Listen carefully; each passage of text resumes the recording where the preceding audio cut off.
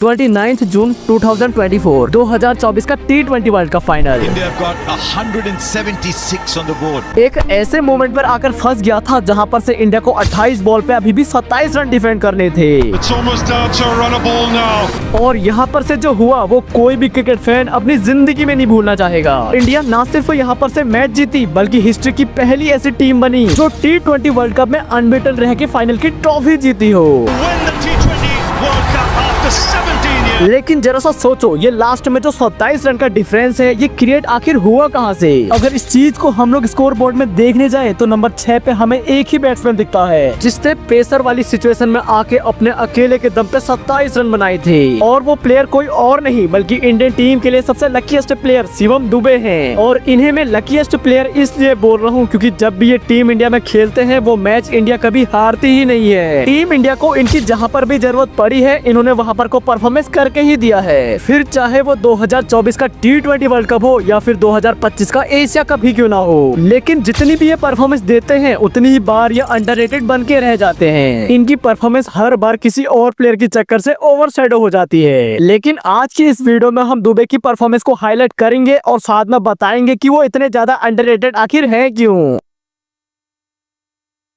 देखो, अभी के टाइम पे शिवम दुबे का करियर का राइज जैसे हो रहा है, असल में इनके करियर की शुरुआत ऐसी कभी हुई ही नहीं थी। थोड़ी सी अगर मैं आप लोग को इनकी बैक स्टोरी बताऊं तो शिवम दुबे बचपन से ही बहुत ज्यादा क्रिकेट खेला करते थे। लेकिन बचपन से ही इनके साथ एक चीज गलत ये होती थी कि ये बहुत ज्यादा मोटे हुआ करते थे। इनका खेलने का मन तो बहुत होता था लेकिन अपने मोटापे के चक्कर से ये भाग भी नहीं पाते थे और फील्डिंग भी नहीं कर पाते थे, जिसके चलते दुबे को सिर्फ 14 साल की उम्र में ही क्रिकेट को छोड़ना पड़ा। इनके क्लास के फ्रेंड्स इन्हें काफी ज्यादा चिढ़ाते थे जिसके चलते इन्होंने फिटनेस पे ध्यान दिया और 19 साल की उम्र तक ये काफी ज्यादा फिट हो गए। और जैसे ही ये फिट हुए तो इन्होंने डोमेस्टिक क्रिकेट और लोकल टूर्नामेंट्स खेलने भी स्टार्ट कर दिए। शिवम दुबे शुरुआत से ही कोई क्लासिक प्लेयर तो थे नहीं, ये उस टाइम पे सिर्फ पावर हिटिंग किया करते थे। ऐसे में जो इनके करियर का सबसे बड़ा टर्निंग पॉइंट था वो साल 2018 में देखने को मिला, जहाँ दुबे ने रणजी ट्रॉफी में मुंबई की टीम से खेलते हुए एक ही ओवर के अंदर पूरे 5 छक्के लगा दिए।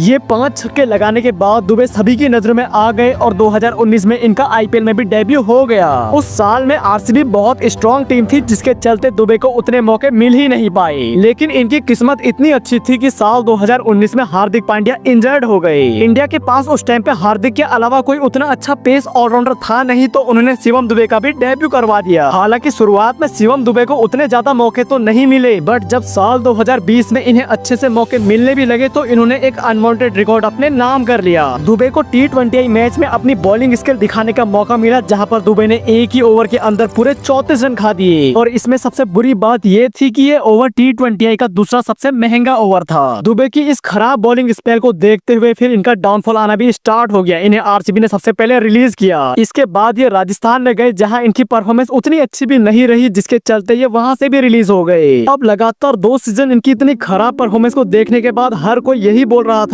कि शिवम दुबे कोई फिनिशर नहीं है बल्कि उसके नाम पे एक धोखा है। जैसे ही लग रहा था कि इनका करियर आईपीएल से भी खत्म हो जाएगा, वैसे ही इन्हें साल 2022 में सीएसके ले लेती है और यहीं पर से दुबे की किस्मत अचानक से बदल गई। ये साल 2022 का आईपीएल सीजन तो डोमिनेट करते ही हैं, साथ ही में ये साल 2023 तक अपनी प्राइम फॉर्म में भी आ जाते हैं। ये 2023 के आईपीएल में इतने ज्यादा डेंजरस हो गए थे कि दुनिया का कोई भी स्पिनर इनके सामने बॉलिंग कराने से डरता था। दुबे ने उस सीजन में सिर्फ 14 ही इनिंग्स के अंदर पूरे 418 रन बनाए थे, जिसमें इनका स्ट्राइक रेट 158 का था, जो कि ये बताता था कि ये कितने बड़े पावर हिटर हैं। और फिर इसी सीजन के बाद से हमें दुबे का एक अनरियल राइज देखने को मिला। इनका नाम सबके सामने आने लगा और इन्हें T20 में भी ज्यादा मौके मिलने लगे। दुबे को जिस भी मैच में इंडिया खिला रही थी वो मैच इंडिया हार ही नहीं रही थी। अफगानिस्तान के अगेंस्ट इन्हें T20 में मौका मिला तो इन्होंने फर्स्ट T20 के अंदर 40 बॉल पे 60 रन की नॉट आउट पारी खेल दी। और फिर जब सेकंड T20 के अंदर भी इन्हें मौका मिला तो वहाँ पर भी इन्होंने सिर्फ 32 बॉल पे 63 रन की नॉट आउट पारी खेल दी। Shivam Dube, everything is hitting the middle of the bat.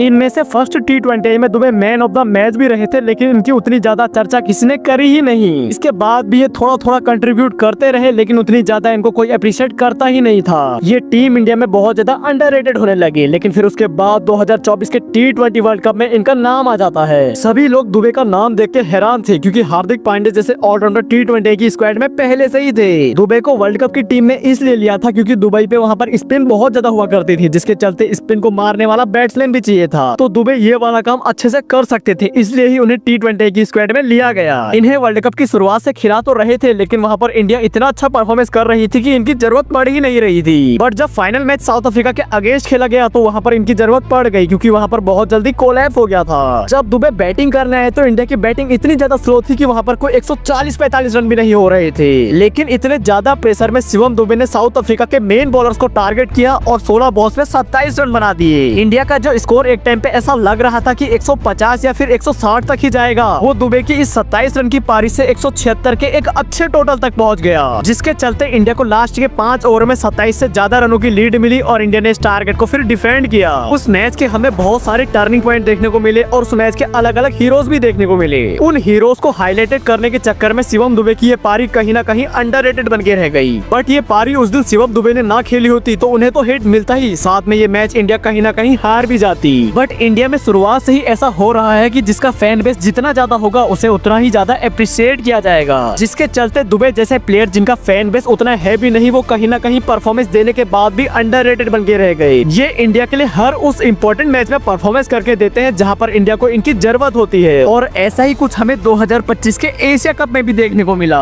हालांकि इनकी 2025 आईपीएल की परफॉर्मेंस बहुत ज्यादा खराब थी, जिसके चलते लोग को लग रहा था कि ये एशिया कप नहीं खेलेंगे। पर टीम इंडिया की ये मजबूरी थी कि उन्हें दुबे को खिलाना ही था, क्योंकि दुबे जिस भी मैच में खेलते थे इंडिया वो मैच कभी हारती ही नहीं थी। सो 2025 के एशिया कप में इंडिया इन्हें ले गई थी, लेकिन वहाँ पर इन्हें बैटिंग का उतना मौका नहीं मिला, तो इन्हें बॉलिंग ही कराई जा रही थी। लेकिन जब फाइनल में पाकिस्तान के अगेंस्ट इंडिया फंस गई थी तो वहाँ पर दुबे की जरूरत इंडिया को पड़ गई, क्योंकि एक तरफ से तिलक वर्मा संभाल के खेल रहे थे तो इंडिया को जरूरत थी उस टाइम पे कोई आए और पावर हिटिंग करके इंडिया का स्कोर आगे बढ़ाए। वेल, ऐसा ही कुछ हमें उस मैच में भी देखने को मिला, जहाँ पर शिवम दुबे आए और 22 बॉल पे 33 रन की क्रूशियल पारी खेल गए। इस पारी की वजह से हुआ ऐसा कि जो इंडिया का रिक्वायर्ड रन रेट था वो अचानक से बढ़ गया, और जो रन बनाने का प्रेशर सिर्फ तिलक वर्मा पे बन रहा था वो भी शिवम दुबे ने हटा दिया, जिसके चलते ये मैच इंडिया पाकिस्तान से जीत गई। और वहाँ पर सबने तिलक वर्मा को ही अप्रिशिएट किया, जो कि करना भी चाहिए था, लेकिन फिर शिवम दुबे को भी तो अप्रिशिएट मिलना ही चाहिए था ना, लेकिन उन्हें किसी ने भी अप्रिशिएट नहीं किया। और इनकी ये वाली पारी यहाँ पर भी कहीं ना कहीं अंडररेटेड ही बन के रह गई। मतलब ये बात तो क्लियर है कि शिवम दुबे बड़े मैच के प्लेयर है, लेकिन ये जितने बड़े प्लेयर है इतना उनको कोई अप्रिशिएट अभी तक किया नहीं है। और इनका अंडररेटेड रहने का रीजन तो ये है कि ये जिस कैटेगरी के ऑलराउंडर है उस कैटेगरी में हमारे पास पहले से ही हार्दिक पांड्या जैसे ऑलराउंडर हैं, जो कि वर्ल्ड में सबसे बेस्ट हैं, तो लोग उन्हें ही ज्यादा अप्रिशिएट करते हैं और मैं भी करता हूँ, जिसके चलते शिवम दुबे जैसे ऑलराउंडर कहीं ना कहीं एक अंडररेटेड ऑलराउंडर बन के रह जाते हैं। मैं यहाँ पर इनका कंपैरिजन तो बिल्कुल भी नहीं कर रहा हूँ, बल्कि ये बता रहा हूँ कि शिवम दुबे भी बड़े मैच में परफॉर्मेंस करके दे सकते हैं। बट जो इनकी परफॉर्मेंस है उसकी कोई भी उतनी ज्यादा चर्चा कभी करता नहीं है, जिसके चलते ये इंडिया के एक अंडररेटेड ऑलराउंडर बनते जा रहे हैं। इनके T20 के स्टेट्स अगर मैं आपको बताऊं तो शिवम दुबे ने 41 मैचेस खेले हैं, जिसमें इनके 581 रन हैं और इनका जो स्ट्राइक रेट है वो 138 का है। हालांकि इनके स्टेट्स उतने अच्छे भी नहीं है, लेकिन शिवम दुबे ने जितने भी इंडिया के लिए फाइनल्स खेले हैं वो कभी भी हारे ही नहीं है। इवन इनके पास एक ऐसा रिकॉर्ड है जो इनके बाद कोई तोड़ भी नहीं सकता है। दुबे T20 में इंडिया के लिए लगातार 36 मैचेस खेले हैं, जिसमें से वो एक भी नहीं हारे हैं, और ये सबसे लंबी स्ट्रीक है। इस स्ट्रीक के चलते इन्हें हर एक मैच में तो मौका मिलेगा, लेकिन कहीं ना कहीं इनकी पारी हमेशा अंडररेटेड बन के ही रह जाएगी। वेल, आपको क्या लगता है एक बार कमेंट सेक्शन में जरूर बताना। और अगर आप लोग को ये जानना है कि फैब 4 बॉलर्स हमारे कौन से हैं, तो ये लेफ्ट वाली वीडियो पे क्लिक करके चेक कर लेना। और अगर ये जानना है कि कौन से प्लेयर रॉन्ग एरा में खेल रहे हैं, तो ये राइट वाली वीडियो पे क्लिक करके चेक कर लेना। मिलते हैं किसी नेक्स्ट वीडियो में, तब तक के लिए धन्यवाद।